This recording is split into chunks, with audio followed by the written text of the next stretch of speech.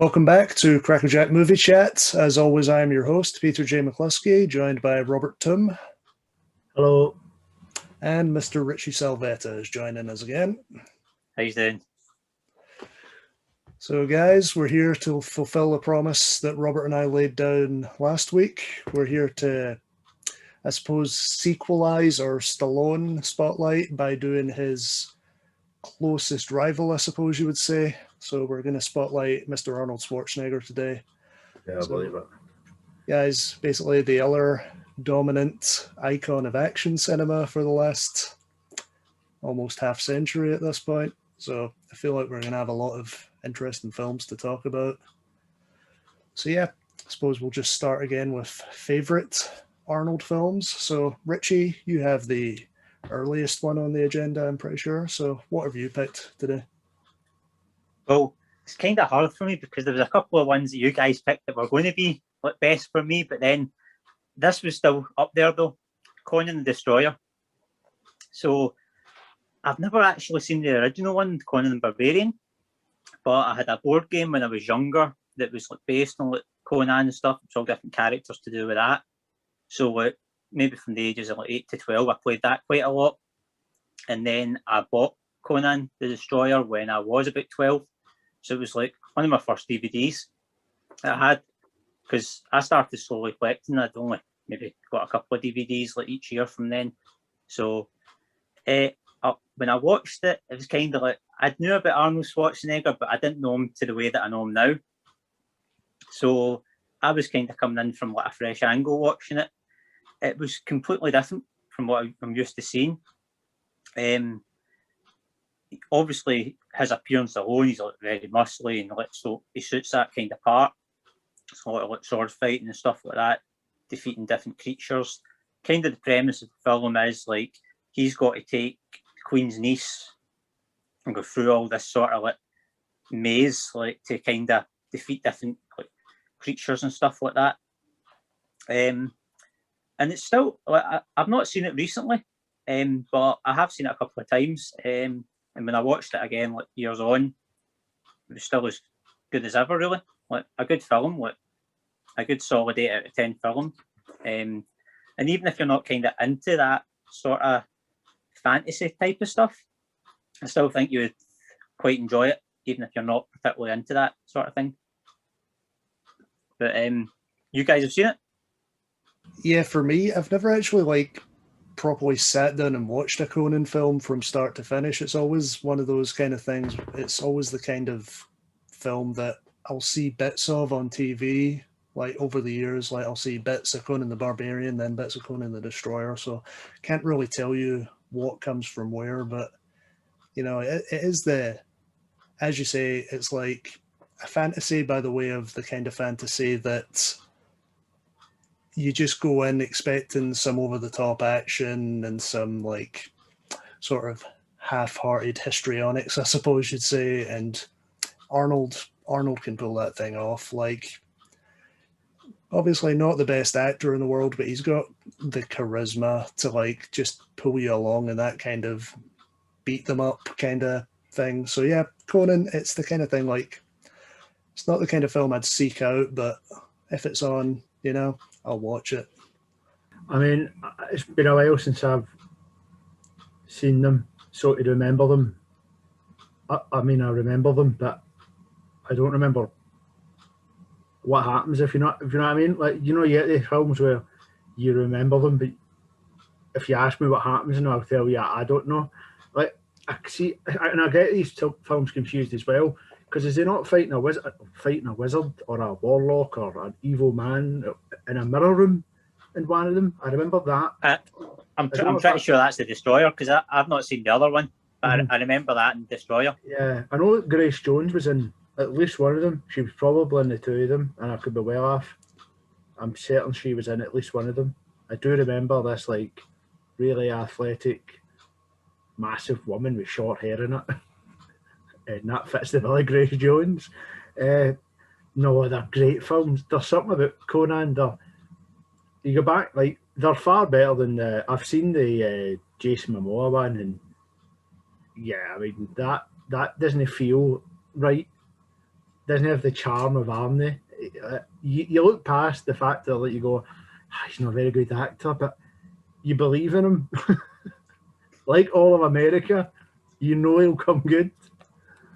Yeah, I feel like if you hold up one of my big memories is just him, I suppose he's at the top of a cliff, like yelling to the gods for luck or power or something like that. You need someone like Arnold who's just, again, I say, not like the best thespian in the world, but he's going to like give it everything he's got at that point and just yell these hammy lines in a way that you're going to accept and go along with. I mean, it's the accent, it's the way he looks, like, because he's kind of like that big, strong like, build. Obviously, he was in all the competitions before he went into like, acting, but I think he wanted to be in that sort of Hollywood scene because he always had dreams of going to America as a kid. I mean, as a kid you're from saying Austria. Great lines. I mean, I'm sure the most famous line out of the Conan series is crush your enemies, see them driven before you and hear the lamentation of the women. I mean, I don't deliver that as good as Arnie, but that's the one line I remember for that. And I don't even know the context. I just remember it. These have eerie parallels to some of those lines he spoke in Pumping Iron, which we all know the lines I'm talking about, of course, but I won't repeat them. It's basically just taking the Arnold persona that he'd already built, and putting it into. I enjoyed them. Yeah, must have that. He's been in a lot of films. Oh, he has been in a lot of films. A lot of good films, actually. For a guy, just as we're saying, isn't he a great actor? He has been in a lot of great films. I would say so. That's what I struggled with. Like, see these first reviews. I was kind of like, he's not really been in any bad films. Apart from well, he has, but he's been in a lot more good ones, and it's hard to pick. Yeah, there's been some bad ones, but at the same time, it's kind of like the way I look at Bond. Like, there's a lot of there's a handful of really great Bond movies, and then there's a level, like, Bond never really gets to terrible level for me. There's always like a kind of feeling that a Bond movie, if you like Bond movies, you'll enjoy all the Bond movies. And I feel like Arnold brings that same kind of charm to his films where, like, yeah, that charm can just carry you along even in his worst films, I'd say, aside from maybe the ones we picked out, but we'll discuss that later. Yeah, good pick. No, I like it. Conan, great pick. Yeah. That was a good one. Yeah, Conan, that's a good one. Yeah, and it's probably good that we discussed Conan right at the start, I'd say, because that's, maybe it's kind of, maybe it's kind of like remembered among Arnold fans, but it's like everyone just kind of assumes nowadays wider that you start with Terminator when you're talking about Arnold, but but it's good to talk about Conan. But yeah, so Robert, what have you got for your best Arnold film? Now, this is weird. I picked Predator. Now, Predator is in my top 10 favourite films, but yet I struggle to pick this for Arnie, mainly because of the grounds that I absolutely love The Running Man, and I absolutely love Total Recall. Like, these two films I love as well, but I had to pick Predator, mainly because of, come on, I just feel... I tell you what Arnold Schwarzenegger's Predator has done to me. I'm that guy that still hopes that Predator can come good as a franchise. And I know it never will. But this film, I watched this again like yesterday. And what a film. The cast, Carol Weathers as Dylan. We've got that such iconic, proper big men, handshake, sweaty, baby oil. Yes, that's what we want. It's got Jesse, the body of Ventura as well. I mean, we're talking, this film is just, I couldn't care less. Let's get to it, because I'm just going to talk about the bodies, but let's get to it. It's basically a group of mercenaries been sent in to raid a village, and an innocent village. It's a village of bad men who, kidnapped other men, and nobody cares about the human aspect. We're here for Arnold Schwarzenegger and his gang, and let's just say how brilliant this is. We say tactical, and most people go small guns and maybe a sniper. No, we're talking big M60s, mini guns, grenade launchers. It just sets you in right for the start of this crew. It's kick-ass, well armed and ready, and you go, oh, they're tearing everything apart so it can kill them. This creature built to hunt, the perfect hunter. Would you say the perfect predator? I think I will. This film's great. I love it. I mean, it's going to sound really weird, bear with me. This film weirdly reminds me of Jaws in the sense that Spielberg had his issues, so he couldn't really show you the shark, which I think helps the film, not actually ever seeing the creature until near the end. And that weirdly works with this, because Predator had so many issues that I never knew about until more recently, that Jean-Claude Van Damme was supposed to play the Predator, and that the Predator was supposed to look like a red shrimp almost. You know, they showed you the concept art in the film Predators, as it was called, with Adrian Brody. The creature that gets shot, that is actually what the original Predator was supposed to look like. So anyway, it had its issues, and it's not great cloaking. You can see the cloaking, but it weirdly adds that this whole persona of the jungle is killing people, and you only see these devil eyes of very bright yellowy green. It weirdly adds to the whole, I don't want to say horror, because I don't know if the film is maybe perceived to be a horror. I never got the vibe from it, but I like the tension of never seeing the Predator. And the cast, in a weird way, have been so 80s, 90s, done quite a good job of making you building that tension. You know, all these big armoured, muscly men want to fight every 3 seconds. It added so much. And the girl, they found a, I'm sure it was set in Colombia. Again, I could be wrong, it could be Venezuela or whatever, but it's around that kind of general Central American area. She does a great job of the whole, she has seen the creature because it killed someone already. They don't believe him. It basically just ends up this ultimate predator, just hunting them down one by one. It's just so good. And they've got there's one member of the gang whose name I forgot now, who's nothing scared them. And they do this brilliant build-up. You know, he looks out all the time, he's like he's based on a Native American, he's massive, nothing scares him. And they're all on their way and they've been picked off one by one, and Arnold Schwarzenegger's run away with this wounded guy, and the Colombian, they get to this bridge, this kind of long bark, and this is it. This is how great this film is. The big Native American guy just goes, I'm not running, tap off, big muscles, pulls this sword up, but that stands to fight him. And you know the greatness of the film? Doesn't even show you the fight, doesn't even show you, you just hear a big scream. And that I just think weirdly helps to the film to not, again, don't show you the creature having this big fight. It leaves you for a big fight with Arnie. I could ramble on about how great this film is. Arnold Schwarzenegger was fantastic in it. I would argue this was peak build Arnie. Peak build Arnie. This was his best. Peak build. This is when he wasn't too puffy, wasn't too wee, wasn't too old, just perfect. This was peak.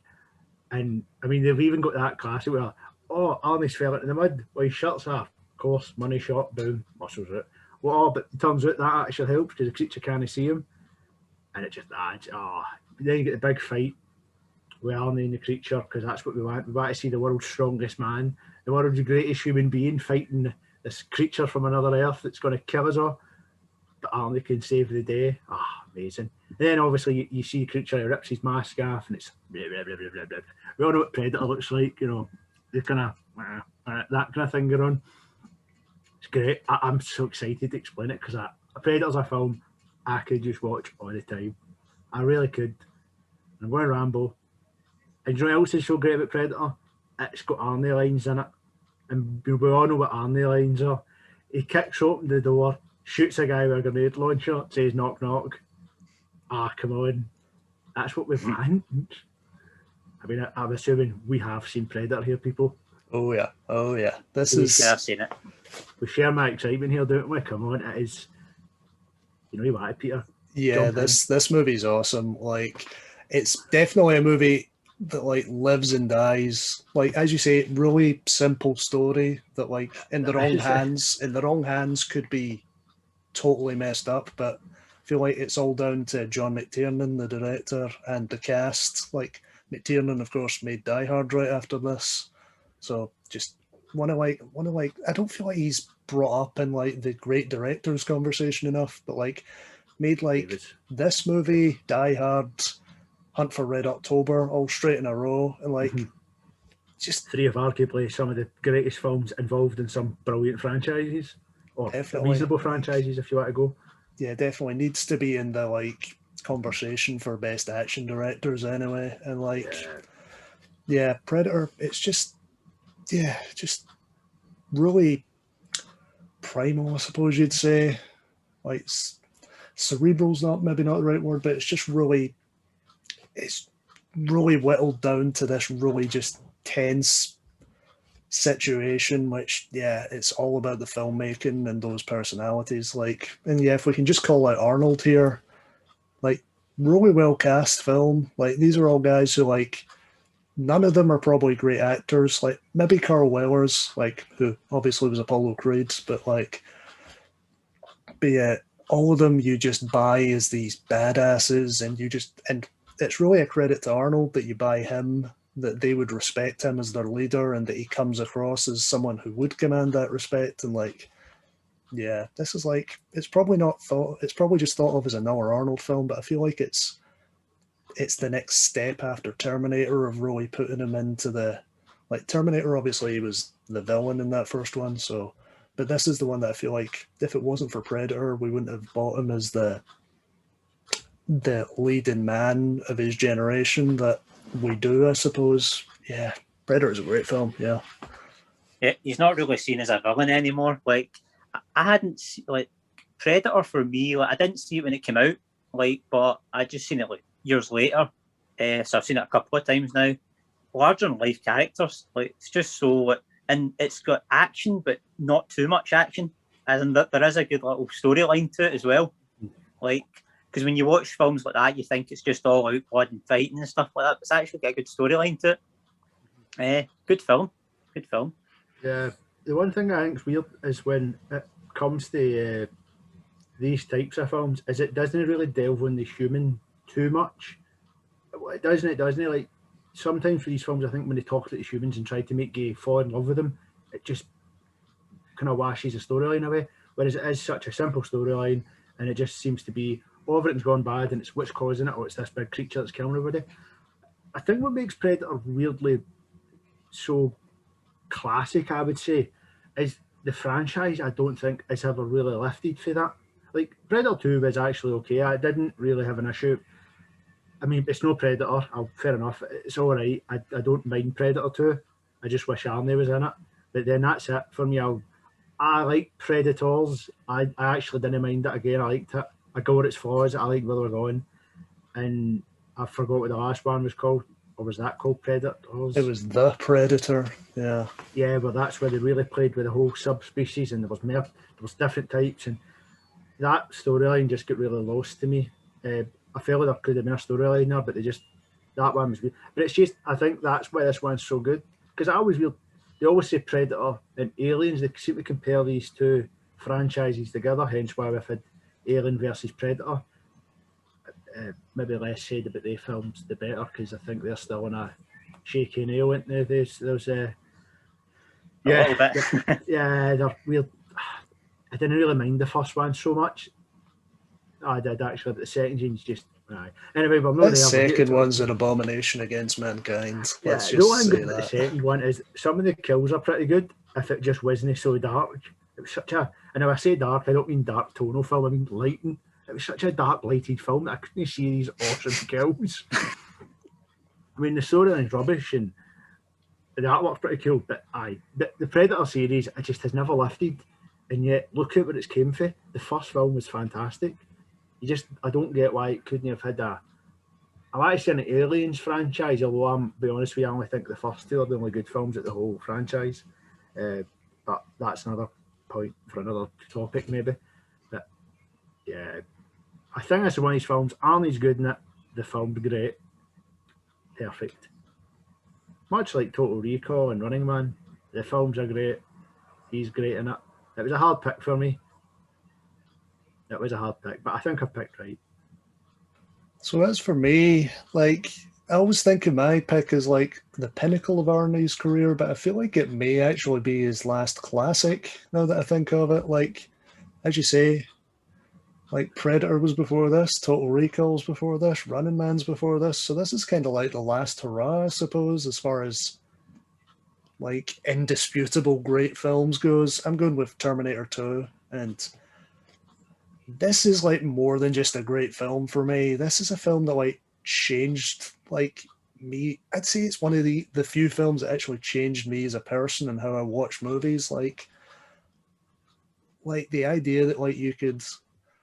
I'm probably, yeah, I would have been 9 when I first saw this because it was around about the time Terminator 3 was coming out, and it felt so revolutionary to me to have a film that was like so like tremendous action, but at the same time there's such a like dialogue going on through that film, like such a like character to it, like, and just like these like philosophical conversations about like the future and like good and evil, and not like some films that kind of thing can like totally derail the film, but with this it's, yeah, it just felt like something totally new to me at the time. And yeah, I love the first Terminator. It's a great update to the slasher genre, basically, where like you like Cameron's basically remaking Halloween as a sci-fi film. If you look at the first Terminator, where like, yeah, instead of Michael Myers going around like stabbing people, Arnold is this cyborg going around trying to like kill the mother of the future. And then Terminator 2, this is one of those few examples, like weirdly Cameron did it with Aliens, where you have a brilliant original film and a sequel that just takes everything that worked about the original and improves it. Like the action is escalated in this, the story is escalated. Like I feel like he like kind of like tricks you into thinking he's just going to remake the same story 10 years later in the first half of Terminator 2, but then you really develop beyond that and talking about, oh, can we change the future? And yeah, that's why this movie works so well for me. It's just it's a sequel in all the best senses of the words, and I feel like one thing you can really pinpoint in that is Arnold. Like Arnold was good in the first Terminator film, but like wasn't really a stretch for him to play this killer machine, I'd say. But with this, it's almost like the ultimate metaphor for Arnold. Like it's kind of like pushing his performance as far as it can possibly go. Where like Arnold is this machine trying to learn human emotions, and yeah, I don't want to put Arnold down, but like as yeah, we've always said, he's not a great actor, but like he's got the charm he needs. And I feel like yeah, just like thinking about this film, it's just occurring to me that like that final line that he gives, I know now why you cry, but it's something I can never do. That's almost a metaphor for Arnold and himself, but like it works in that film because you have seen Arnold pushed to like the limit of his acting ability and just pulling it off in a way that he's never done before or since. And yeah, Terminator 2 is just such a special film for me. Like, yeah, just like about being an action movie that's about something and makes you think. And yeah, love it. What about you guys? I mean, it's a great film. Like, I hadn't seen the original Terminator before I watched Terminator 2. It was on one weekend, and I put it on, and it was kind of late at night. I was only maybe 11 or 12 at the time. So Terminator 3 was just about to come out, or it was like a year down the line from that. And maybe it was about 11 at night, but I stayed up, like, and there was adverts and everything. So this was like a long film, but I just loved it, like start to finish. Like, it was just one of those ones that I just was watching throughout and just didn't take my eyes off it. And the thing about Arnold Schwarzenegger's like brilliant in it. He just fits the part, and like you actually like feel for his character as well. There's a lot of like emotion that you feel off his character, even though he plays this big, strong like guy. But the cast around him were really good as well. I know John Connor, like the actor that played him in it, like he hadn't really been in many films before. I think that was literally his first film.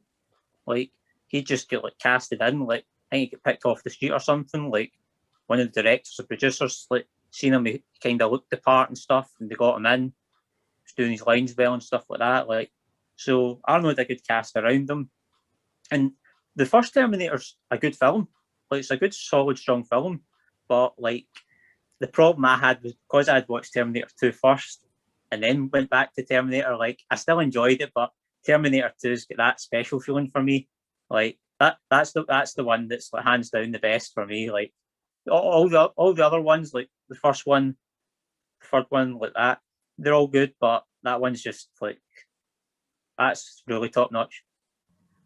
Yeah, it's Terminator's a weird franchise for me. Terminator's a franchise I can't believe just keeps getting made. I just wanted to go away, and I love the first one. I really do. The second scene for me is the best. Like, I don't know what it is about it. It just is the best. Like, Robert Patrick's performance in that is just amazing, and the whole idea of a different Terminator that just seems to mould as liquid metal is fantastic as well. And yeah, it was great because it was weird like Arnie being a robot trying to also explore humanity. It was actually quite a nice touch as well. Yeah, it was great. Everything about it was just good. The stunts were fantastic. The fact that now Sarah Connor wasn't just like to be a damsel in distress, she was also kick ass in it as well. You know, she was up there with Sigourney Weaver as the whole kind of feminist icon action hero. She was up there with, you know, Ripley's character, Ripley. Fantastic film. I mean, yeah, everything about it was great. Having Arnie fighting that's the way I felt like Terminator always then went after that. I feel like they copied. I feel like every Terminator after that is a weird copy of Terminator 2 in the sense that Arnie will always fight a Terminator that is weirdly better than him or newer, and he will find some way at the end but to win. And don't get me wrong, I'm totally down with that. I do like that, but no, you just can't beat the original kind of idea. Again, Terminator 1, brilliant, but Terminator 2, fantastic. Yeah. No, Terminator 2, what a film. What a film. Best in the franchise again, in a franchise that just won't die. That you can't stop it. It's inevitable, Peter. It will arrive. Terminator, the next one, then the one after that, and then there'll be another one. That's me. Yeah, I know that a lot of people seem to hold Terminator Dark Fate as some kind of return to form, but for me, that was the most disappointing film of 2019. Like, it's like, on one hand, like Terminator 3 was fine, it wasn't great, and then like 4, whatever, 5, bit of a mess. But yeah, Dark Fate, having James Cameron come back to consult on that and like saying, oh, we're going to do the real Terminator 3, like wipe everything out, it was just the most cliched, dull movie ever made. And yeah, it's just soul destroying, that film. But yeah, let's not focus. There are only 2 Terminator films. Nothing else happened after that. And we should never be encouraged by something bombing at the box office, but Terminator Dark Fate bombing at the box office is pretty encouraging to me, to say that the world doesn't want another Terminator film. Like, leave it at the first 2. I mean, see, having said that, like, I will go, I think Terminator 2 was the last of these classics, and then they seem to just kind of, I mean, he still made some good films. I mean, Erasure, I liked Erasure. I did have True Lies, I think, came out after that as well. Which was Cameron, so yeah. Good film. I mean, they're all, when I say they're classics, but they're good films. I mean, but yeah, I mean, what was Terminator 2, 1981? Last Action Hero was 1993. True Lies. Yeah, I'd hold up Last Action Hero. That's a good one. That's an underrated one. Erasure, 1996. No name that one. End of Days was quite weird, actually. But yeah, I mean, I'm looking through it. That was probably the last of the classic Arnie's. Plus, how many Arnie lines did they have in that one, Peter? Did they have any Arnie lines? Or there was Hasta La Vista, baby. It was the classics. I'll be back. That's that. Yeah, I'll be back. Let's talk about I'll be back for a minute. Like, they don't do the huge moment they do in the first movie for I'll Be Back, but they bring it back really subtly in this movie, and it's almost like, because it's right in the middle of an action scene, and then you just get this really subtle "I'll be back" from Arnold. It's you like appreciate. Oh, there it was. Yeah, you they picked the right scene for it. Really, they picked the right scene for it because it was like that moment that it just goes, "I'll be back," and then you kind of like, "Oh." So yeah, I feel like talking about how Terminator 2 is basically the end of the classic Arnold films. That's a good transition to the next part of the show, which is, of course, the worst Arnold films in our opinion. And for my pick, I'm going to go right back to the start. I'm not sure if this was Arnold's first film, but I'm pretty sure it was his first leading role anyway. It is, of course, the mid-70s travesty, Hercules in New York.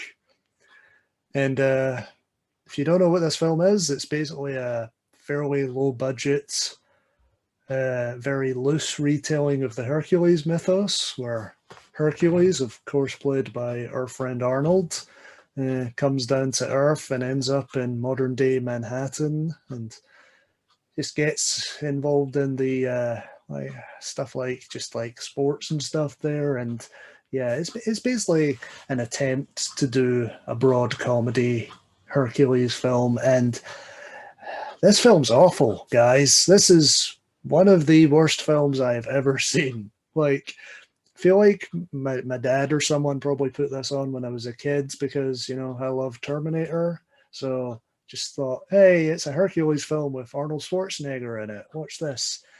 You can tell right from the start this is not going to be good because it's so low budget that when you've got the scenes up on Mount Olympus with the gods just there chatting to each other, you can hear the cars on the motorway behind the bush. And yeah, it's awful. It is an awful, awful film, just full of terrible performances. The flow is all off, and yeah, like I feel like it's probably worth mentioning Arnold was dubbed originally, like for the original release of the film, but pretty much any time you watch it now, you're hearing Arnold's original voice. But yeah, he's like, it's Arnold, so he's always got some charm, but he's pretty bad in this film. And yeah, it's basically Hercules going around, like there's the famous clip of, oh, he sees a poster of Hercules and just immediately takes his top off in the middle of Times Square and goes, oh, this is what Hercules looked like. And yeah, I mean, it may feel like I'm just pulling at straws here, but I'm describing the movie, guys. There's no like cohesion beyond that. It's just a terrible, hey, let's put this guy who's probably just well, he's doing Olympia and stuff like that at the time. Let's put this bodybuilder guy in a Hercules film and see what happens. It's it's very sad that this movie has so much notoriety just from who's in it. But yeah, there's nothing else to say. But Robert, I know you almost picked this, so you've all obviously got stuff to say about it. This terrible film. It's weird. I think every line Arnold smiles and speaks, and it's almost as if he knows that, oh, in America they want you to smile and speak, and it's like, yeah, but no in a film, Arnie. But I think this is maybe one of the first roles they had, and it was almost as if no one wanted to annoy him enough to get off the set, or either that he was just thought, this is acting. I actually always remember the scene where he's doing the discus, and it's this, and he's beating everybody at the javelin. And then whoever the wee guy is with makes a bet and he pulls out all this money. I imagine that actually was the budget for the film. That this couple of whatever that was, like maybe $100, that was the budget in his hand. I don't know if I'm doing that as if that's a lot. It's just that scene where like he's just he's betting on Arnold. Arnold's just getting in street fights, right? Like, and like. You just imagine that, like, oh, Arnold was just getting in street fights and someone had a camera and said, hey, let's film this and turn it into something. It's a weird idea for a film, but I feel like that was the 70s, wasn't it? Or just maybe late 70s? Or... Yeah, it would have been mid to late 70s, yeah. I feel like they did the years that's where the films would have been. They'd have been absolute classics. Or they'd have been that. We get a camera and we'll put Arnie in it, we might make some money. Yeah, it's no great. That isn't great. I mean, it's even that Arnie charm is still raw enough, but it Disney saved the film, sadly. No, there was anything there to save. I mean, Disney deserved to be saved. Richie, you ever seen this? I've never actually seen it, but I'm familiar with the name, like, because it's like, I think it's literally his first movie, or one of his first at least. I mean, the name itself's kind of cheesy, isn't it? Hercules in New York. So even the title of the movie's a bit cheesy. I guess, like, as we were touching earlier, see with his charisma and just the way he talks and all that, and then because he's like Mr. Universe, he's doing all the Olympia stuff, like the team around him, like the director, producer and stuff, they've just put him in and thought, this is going to work. But obviously he's not a technically trained actor. So when he's going into this and he's not like a top-notch technically trained actor that's done a lot of acting lessons or been in a lot of sort of films that's had experience to get better at acting, he's just kind of in and really played Mr. Universe, which wouldn't really work unless he had a good team around him. Because if he had a good director, a good producer, and they maybe made a storyline about it, then it could probably work. But I mean, it's had bad reviews. Like, anyone that's watched it that I've heard said it's pretty poor. So, like, but you've got to give Arnold credit. Like, it's one of his first movies. He hadn't been in America long, so he probably didn't know what he was signing up to as well. Like, and then what is it? He's just like doing a lot of sports things and beating guys up. Is that basically it? Yeah, it's just like Hercules has a fight with Zeus or something like that and decides, screw this Mount Olympus lifestyle. I'm just going to go down and hang out on Earth. And yeah, just gets in street fights with people, and it just ends with him ends leading him to loads of sports and stuff. It's that's the movie. Yep, that is the movie. That's it. That's it. That is actually, that is not anything else to add. That's the worst about it. That's the film. At least they worked out for him, all right. I suppose, aye. At least they get picked up after it. You ever like seen those old like Letterman clips where Arnold's on promoting like Terminator 2 or whatever it might be? Letterman will say, we're gonna show a clip from Arnold's new movie now. They show a clip from Hercules in New York. It's just it haunts the guy. Like, you can just tell, like, Arnold's like, oh no, there's this thing in my past that I can't get away from. Yeah, it's awful. Cool. So Richie, you've got one an interesting choice. I didn't even remember that Arnold was in this movie. So why don't you go right ahead? Yeah, so like this movie, Welcome to the Jungle, it came out in about 2003-ish, 2004. It's got quite a good cast. It's got like The Rock. It's got a couple of other big names. I think like maybe Edward Norton or one of those is in it. Like, so it's got quite a good cast. Like, it's an action-packed kind of fighting movie and stuff like that. And Arnold Schwarzenegger plays a cameo in it. So the cameo scene is The Rock's walking in with his beige suit and stuff like, into this nightclub, and they're talking about like they need security and stuff like that. So they're walking past and coming towards them. Arnie's coming towards them, and he just goes, "Have fun," and walks on. So like he's literally got 2 words in the movie. So the reason I put this in, because most of the movies I've seen, well, literally every movie that I've seen with Arnold Schwarzenegger has been above average for me, at least. Like, I guess I've not seen Hercules in New York and ones like that, so it was quite hard to pick a worse movie. But I remember, I was sure it was Arnold Schwarzenegger in this movie, so I double checked it and stuff like that, and then I pulled up the clip, and it was like, so I'm sure like he made a cameo in that movie. So when I seen it back and stuff, I remembered it.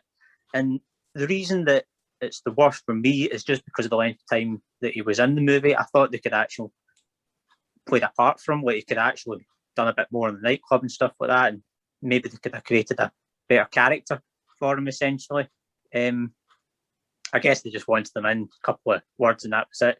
Like, so he's literally only in the movie for like 5 seconds, like if that. But like that movie itself, like that was one of The Rock's first. Like, I know he came off like the Mummy Returns and Scorpion King, stuff like that. So like that was around that era. So that was like maybe his 3rd or 4th film. So, like, it's a decent film. It's actually quite a decent film. But I just thought Arnold Schwarzenegger could have got a part in it. Or if you're not going to give him a part, like, he doesn't have to be in the film. Have you seen that film before? Yeah, I remember liking it. Like, as you say, like, I was a big fan of those mummy films, so it was kind of like a leaping off of the Scorpion King into this. But yeah, I remember liking it well enough. I've actually been meaning to watch it like recently because I feel like as Robert and I have been talking about a lot, we've been talking about it'd be hard to do one of these episodes entirely on The Rock because he doesn't really have that great film you can pinpoint, which Arnold or Stallone or a lot of action stars do. But this one I've been meaning to watch because I'm thinking, but that's a good one probably. But as I say, I didn't remember that Arnold was in it. Like, it's one of the ones I couldn't remember him, and then you started describing the scene, and I actually now remember it. The scene. It's near the start in it where he's about to go and pick somebody up. It's quite near the start. Yeah, I actually now remember it. I think the other actor that co-sided The Rock in that co-starred was Sean William. I say Sean William Scott. I don't know if that is how you say his name. It was. Yeah, it was. Sean William Scott. Stifler, right?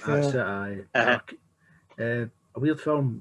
He has had some weird cameos. Stallone, Schwarzenegger.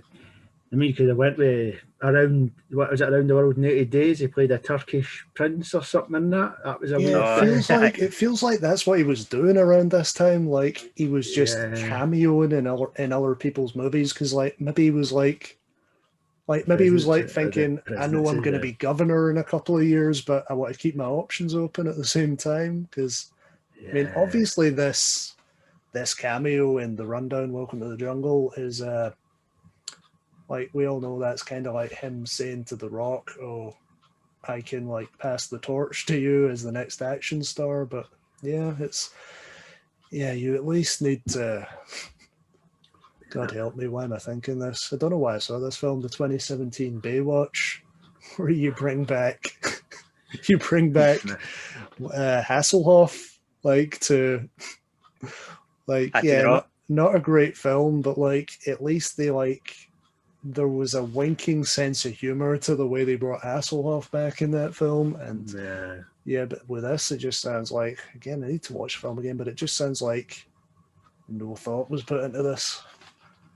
I weirdly say that the villain in The Rundown was the Madman, wasn't it?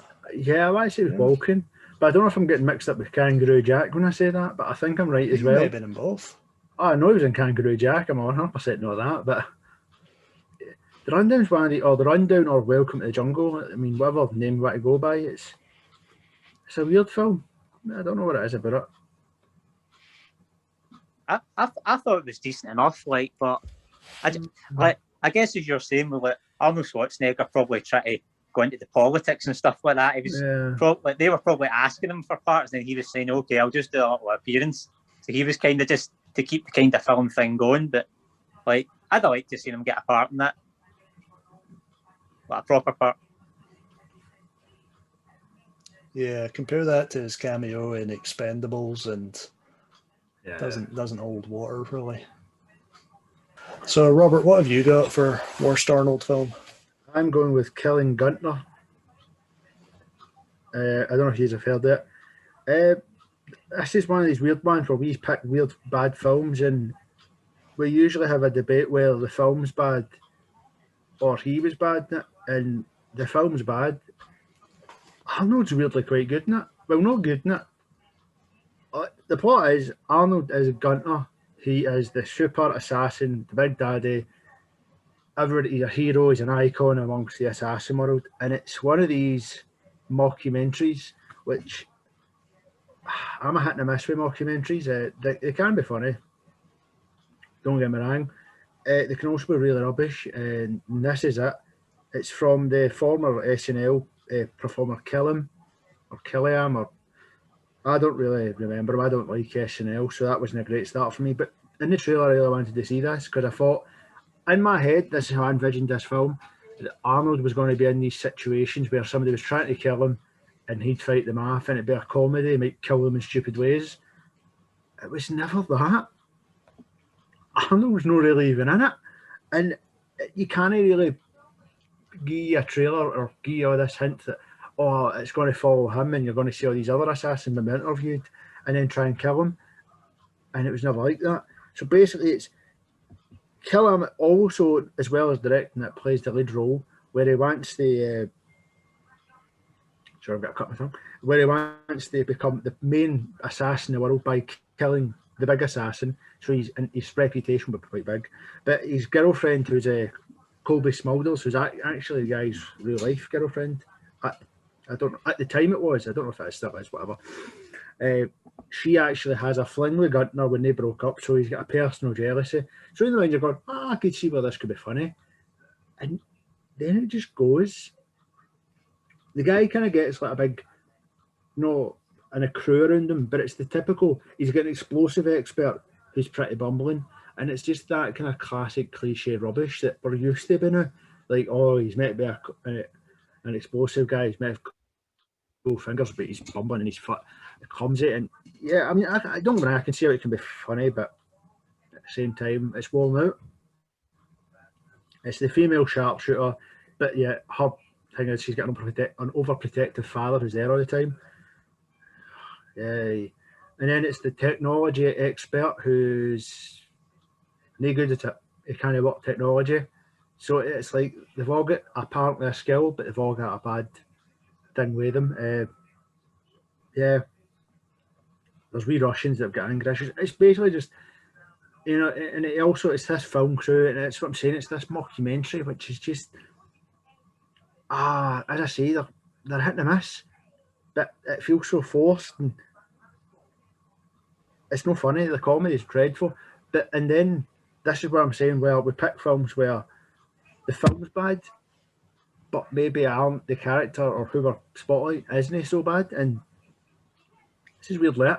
Arnie must know this is such a bad film. Do you know what this reminds me? It reminds me so much of Alan Rickman knew Robin Hood was a bag of rubbish. So Alan Rickman changed his lines and just went, I'm going to ham this up and I'm going to have so much fun. This is it. Arnold Schwarzenegger's charisma comes through and it's almost to go, this isn't funny, but I'm going to make it funny for me.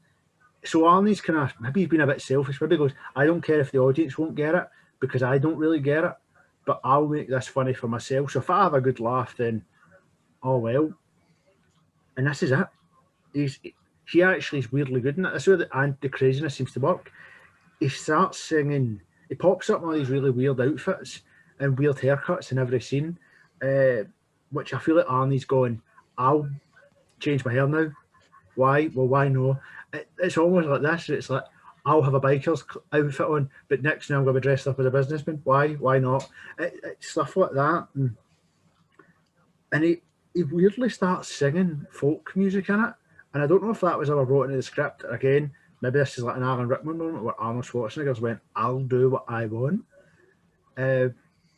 Sadly, but it doesn't really save the film. It's not good. It is a pretty rubbish comedy. But Arnie is alright in it.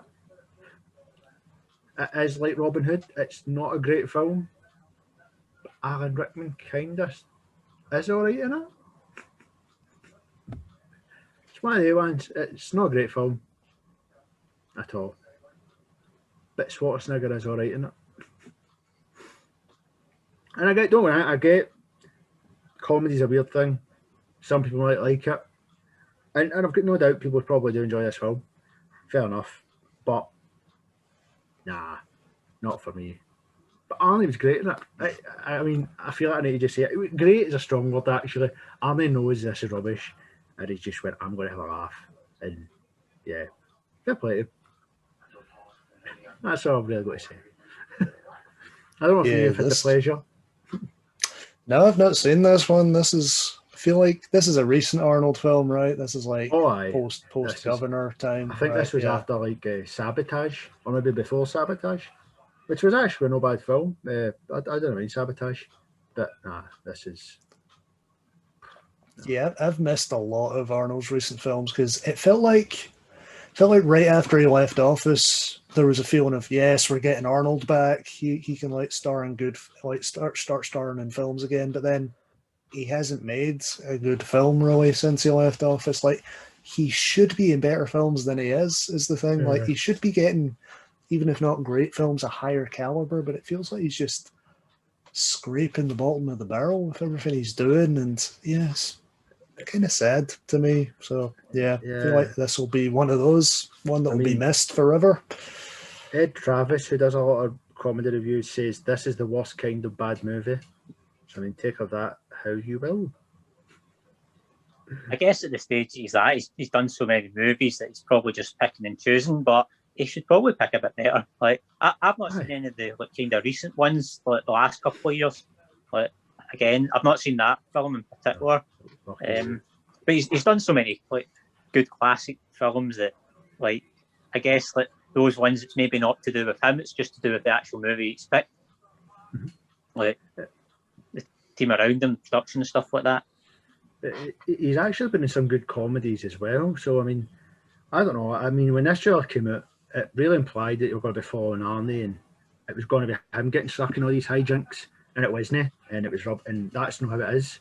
It's just all these other idiots trying to kill Arnie when Arnie finally appears. It's just not enough. He's not in it enough to save it, no matter how wacky or madness or even how stupid he knows all this is, and just goes out with it. Sad. Sad. Yeah, well, that's if he died there. Yeah, well, let's alleviate the sadness. Let's go somewhere happier. Let's do some wild cards, shall we? Just so that we can send everyone off in a happy mood here tonight. So, Robert, what have you got for your wild card pick for Arnold? My wild card isn't happy at all. My wild card is Aftermath. If you know the film, this film was a weird one. I don't think this done so well in the box office, if I'm honest with you. And maybe fair enough, the storyline isn't so great. I felt like Arnie's performance in this book was great. I feel like Arnie can give you a good performance now. That's the weirdness. I feel like he's old, he's matured, and he's got it in him to give you a really good performance. So basically, this film follows Arnold Schwarzenegger's character, who is a foreman, who has a wife and daughter, who obviously loves very much, obviously. They are involved in a plane crash. I think the plane has a collision with another plane, and it's all due to it follows basically Arnie, and it follows this air traffic controlman who hasn't actually done anything wrong, if I remember this rightly. I don't think he's fallen asleep. He's not done anything. He's followed one monitor. He spoke away. He's told the guy descent. He's went to the other monitor. They've asked to descend. He's looked at it. Yep, fine. Somebody hasn't listened on one end, and they've kept going, and basically they've collided. He's looked, and he's tried to stop, and he hasn't done it in time. It's nothing to do with him, and it basically follows this whole feeling of guilt. How Arnie has to try and deal with the fact that his family's died. He hasn't getting much information, because I think it is so true about what actually does happen in these situations. People aren't told. And he deals with this whole air traffic. The airlines just try to put him off as another statistic. I think this is his whole thing. He wants an apology, but he never ever gets his apology. There's a great scene in it where you feel so sad for Arnie's character, and obviously because he's lost his wife and his child, he plays it so well. I mean, it's one of these Arnie performances. There's no jokes. It's just real. He is in this room with corporates, as it would be, and they're saying, right, we can give you this money, blah, blah, blah, but you'll not do this, you'll not do that. And he doesn't want that. He just wants somebody to take the blame and apologise. That's all he wants. Just wants somebody to take the blame and apologise, and he says that, and he doesn't get it, and it's just, the airline will not take the thing, blah, blah, and it's the corporate answer, and it breaks him. It's horrible. And there's a scene, and what they do is sometimes ask for volunteers to try and go through wreckage, but you're supposed to have it to do it. He volunteers and lies. He has nothing to do with it. He actually finds something to do with his daughter's, I don't know if he's a part of his daughter's clothing. He finds something in the crashes that's to do with his daughter. It's a really heartbreaking scene.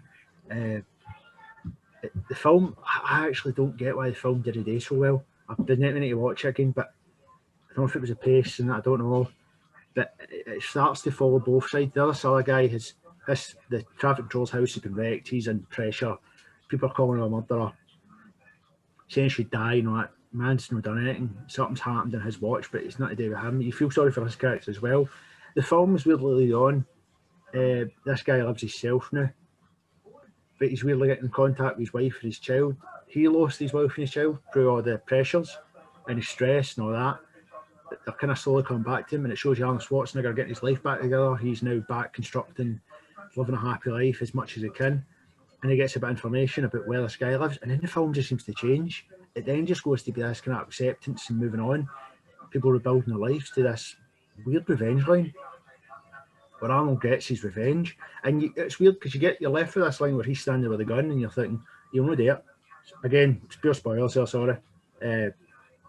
He'll no do it, and he does, and you're going, all right, that's not what you expected. You really thought he was not going to do it. You thought he'd learn. He ends up going to jail, and you thought that'd be the end of the story. That's not the end. Maybe they could have ended it. They didn't. They kept it going. He comes out of jail, and he's walking home.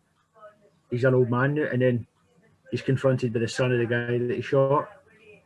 And then that boy, spoiler again, the boy doesn't kill him, but the boy forgives him. Because Arnold is truly sorry. That's what it's about. It's all about. I think the film's all about like revenge and regret. And sometimes getting revenge isn't the best answer, because Arnold says that it was the worst thing he's done, and he's desperate. And it's a great scene because he's on his knees and he's apologising, he's begging, and not for his life. I think he'd be happy. He would understand if the boy was to kill him. I think he just wants the forgiveness. No, it's for Arnold's performance alone. I think it's underrated. I think it's worth. I'd say it's worth a view. I mean, if you don't like the film, I mean, watching the film itself, I thought it was a good. I actually thought it was quite a good film. I thought his performance was brilliant. I thought he was great in it. I thought he was just no jokes, no the classic Arnie you would get. It was just broke Arnie, obviously in the situation. I don't know if you've seen it or seen a trailer or heard it.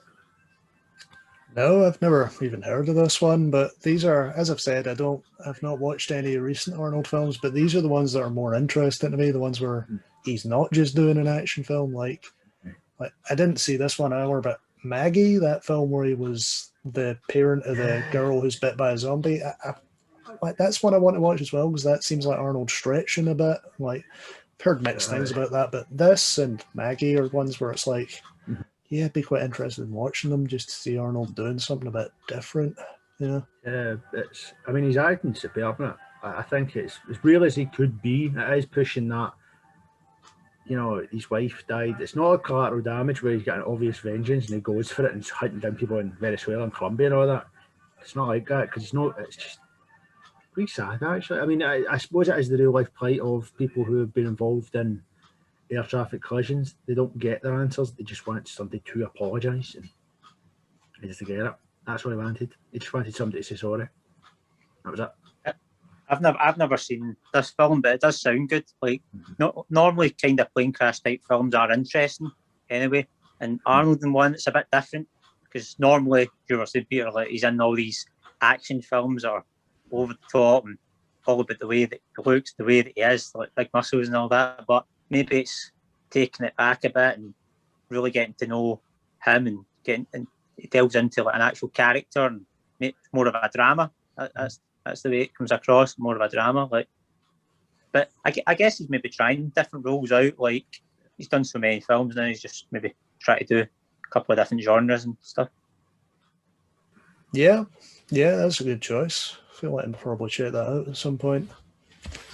So my pick, I had a bit of a debate here. Like obviously we've brought up Last Action Hero, which is a film I absolutely love. It's another John McTiernan film, of course, and I feel like that's one that's, I could argue, for underrated. I feel like it's an interesting like mix of action and comedy with a more interesting plot than a lot of Arnold's more straight action films, but I have an opportunity here. There's a film that is considered one of the worst in cinematic history that I have some affection for. I enjoy it. So I feel like I need to like put aside my love for Last Action Hero and argue this film, Batman and Robin. So, yeah, this is the film that killed the Batman franchise for a good decade. It's the second of the Joel Schumacher oeuvre of Batman films, but the difference between this one and Batman Forever for me is Joel Schumacher feels like he was still trying to tell a straight story and completely failed with Batman Forever. But with Batman and Robin, I think he kind of gets the joke at this point. And yeah, there have been like some people more recently who've called this a successor to Batman 66. And while it's not exactly the same tone as Batman 66 and not like the camp classic that Batman 66 is, I've just always felt like Batman and Robin's an enjoyable one. Like, and let's talk about Arnold. This is where I can't like stand the negativity around this film. Everyone acts like, oh, Arnold is so terrible. It's the worst performance of his career, and it's why it's the direct reason why he transitioned out of acting into politics. But to me, Arnold is doing the thing he does in every film in Batman and Robin, but he just happens to be a supervillain. And for me, he kind of works in this film. Like, obviously, it's great makeup he's under, and I feel like they actually give him some good pathos in this film. So, yeah. And yeah, it's a fun, over-the-top superhero film with, yeah, and George Clooney. I would just want to say, George Clooney, I actually like as Bruce Wayne. I know I'm going to get skewered for that, but I feel like if you look at George Clooney as a person, the guy is Bruce Wayne, and I feel like he works better than a lot of people give him credit for in this film. So yeah, it's kind of like a middling Batman film for me, whereas a lot of people see it as the franchise killer. I enjoy it, and yeah, it's just over the top with Arnold giving ice puns, and yeah, it's a weird mix, but I enjoy it. The one thing I will say is I feel like Uma Thurman is pretty terrible in this film. She's the one thing that is every bit as bad as The Reputation, and every time she's on screen, it's destroying the film for me. But yep, feel like George Clooney I like in it as Batman. Arnold I feel like is doing a decent job. It's a fun, turn your brain off, enjoy it. What about you guys? Yeah, I mean, I had the poster as a wee boy. It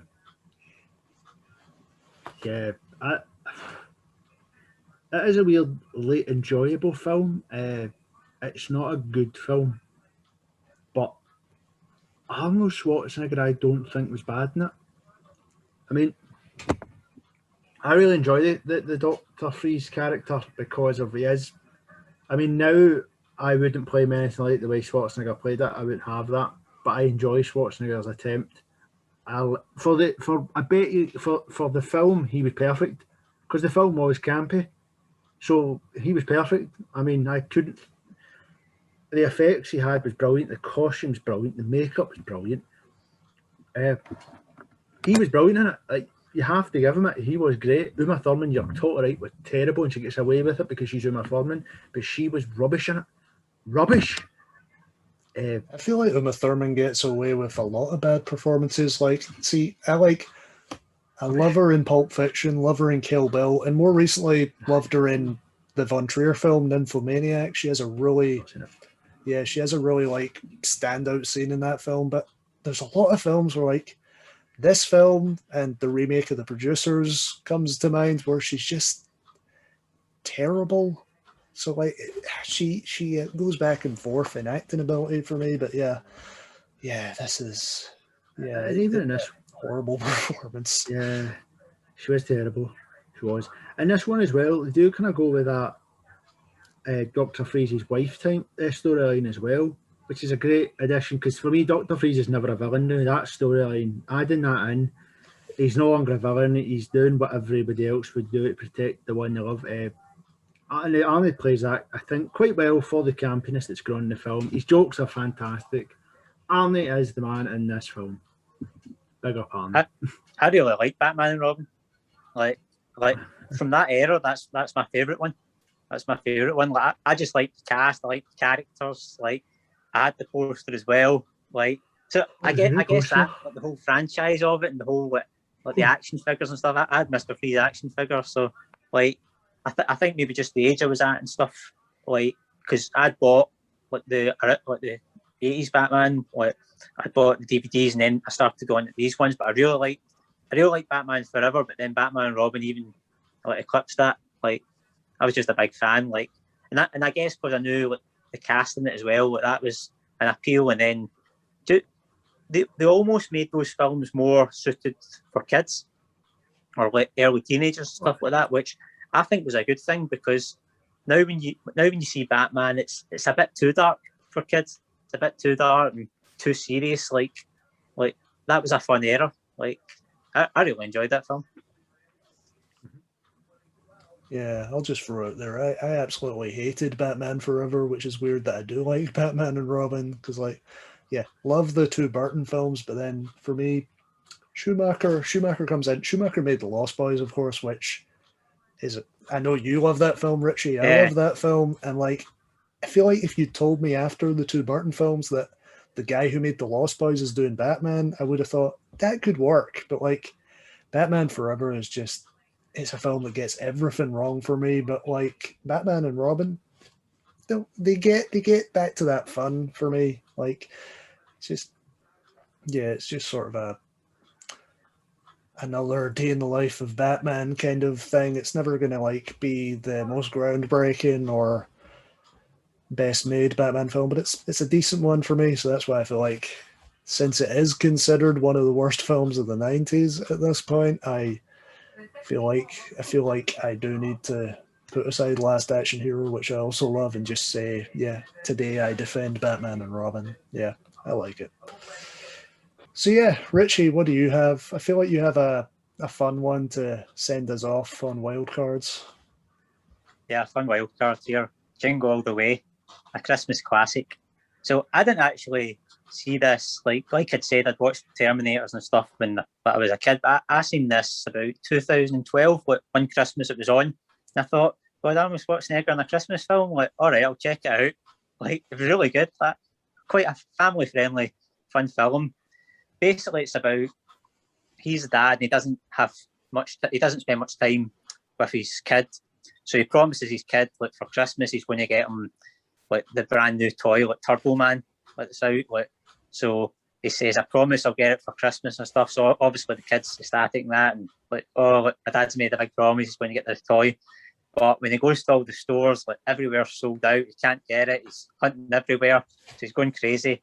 And then there's another dad in the mix, and he's trying to get the toy for his kid as well.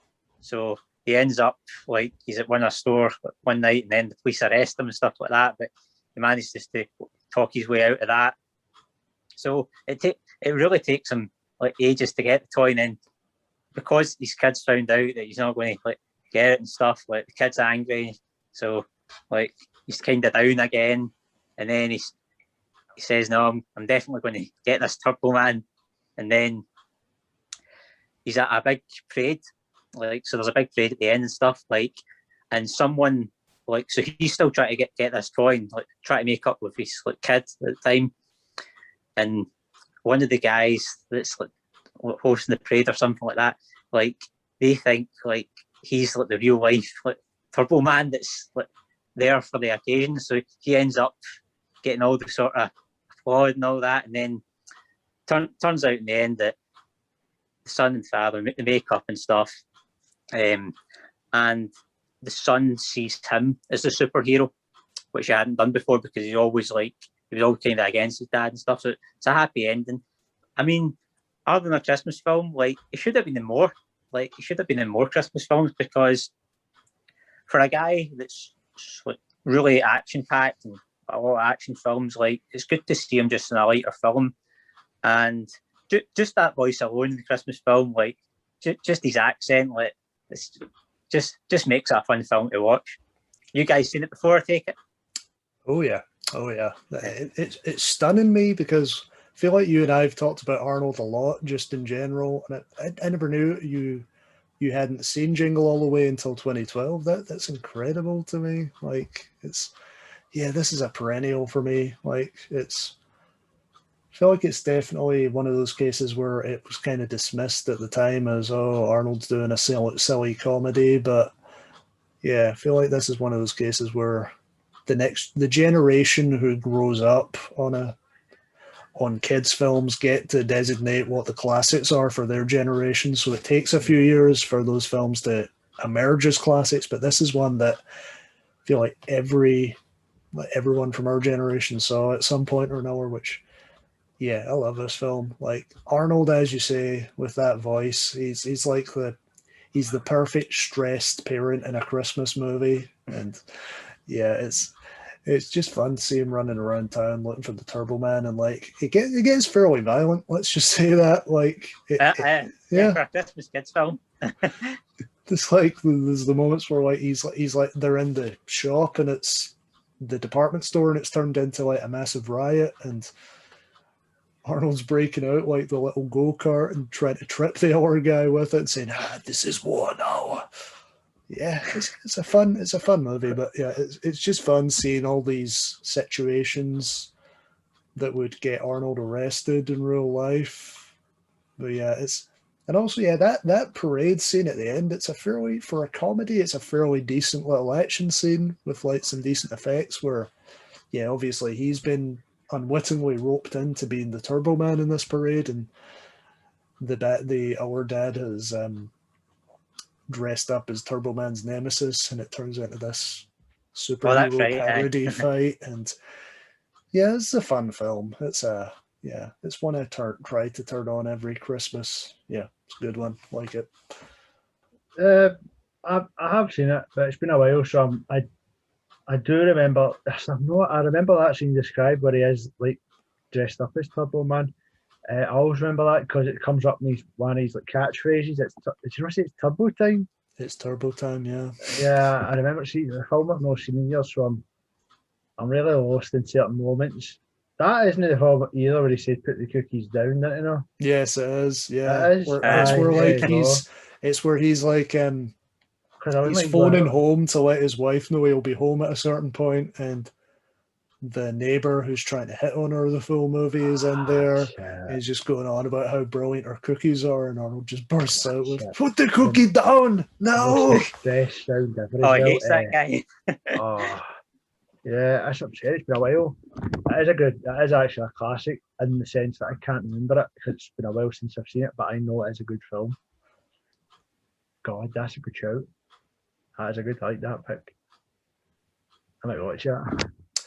I might watch it, to be honest. I was thinking earlier when you were talking about Predator, I might watch that when we're done tonight, but now I might watch Jingle All the Way. I'll be watching something, Arnold, that's for sure. Yeah, I might try Conan again. It's been a while. Conan the Barbarian, then the Destroyer. I know, I have to watch the Barbarian. I've never seen that one yet. Oh, just stay away from Red Sonja. That's maybe a spin-off where Arnold's in it, but Arnold is playing someone who's like Conan but isn't actually Conan. He's got another name like Lord Hispin or some shit like that, even though it's a spin-off of Conan the Barbarian. It's stupid. I've heard of that one before, that's a random film. Idiots. Yeah. So yeah, those are some good choices, though. Yeah. I feel like we've talked about some quite a surprisingly broad range of films tonight.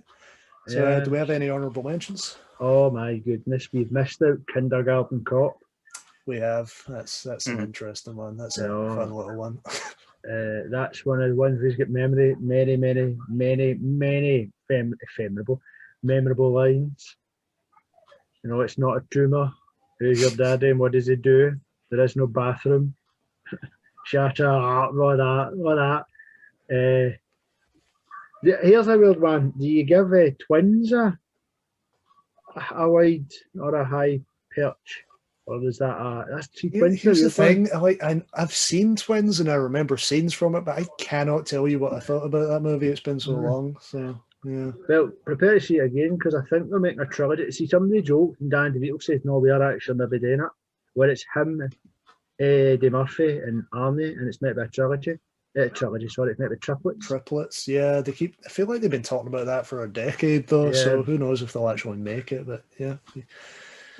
I seen that ages ago. I like Danny DeVito though. Yeah, it's a weird film.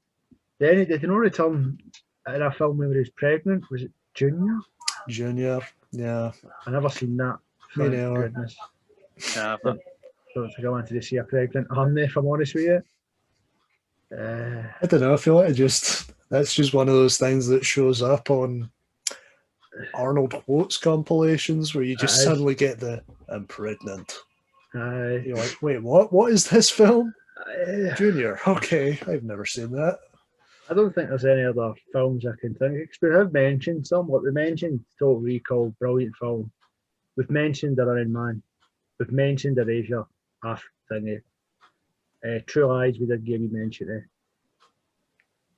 Sixth Day was a weird film. That was quite a confusing film, but I liked it. Yeah, I've still never seen Sixth Day. I feel like I've seen maybe 10 minutes of it on the telly at some point, but yeah, that feels like that's in the later days of Arnold. Well, later days of pre-Governor Arnold, at least, where you don't really know what's going to happen, if he's going to go into politics or not. But yeah, it's then there was 2002's Collateral Damage, which I actually quite liked. I think that's it. I can't think of any other Arnie films that there are. Well, I said it once during this show. There are only 2 Terminator films. Yep. Say I'll take the 2 Terminators. I'll take Predator. I'll take Total Recall, and that's Arnold's brilliant. And Rise of the Machines. Rise of the Machines is okay. Yeah. It's fine. It's the best post-Cameron Terminator film anyway. I'll take that as Arnold's brilliant sci-fi filmography. Should do any other Terminator films after that. So yeah, feel like we've covered a good broad range of films, as I've said tonight. Some all-time favourites of mine, some all-time favourites I'm pretty sure are your guys as well. So we'll end us off again here today and say, Robert, Ritchie, thank you for joining me again. No problem. For the audience, we hope you have a good week and we'll see you next time. We'll be back.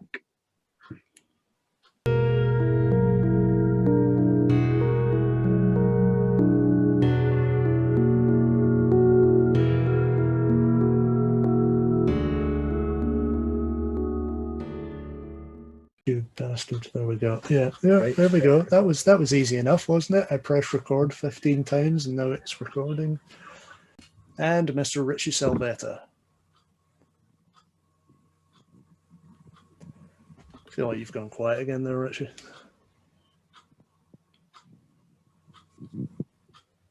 Yeah, you hearing anything, Robert? I can hear you. Okay. Can you hear him? Oh. Can you hear me now? Yeah, I can hear you now. There we go. My headphones were working all right at the start, but I don't know what's happened. Oh, yeah, it seems like they're kind of flickering. No. Right, I'll just do that again. Yeah, it's you're quiet again.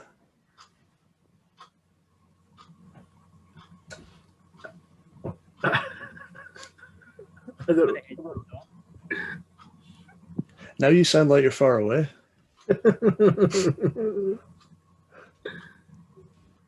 was obviously known of difficulties that why Spielberg couldn't really.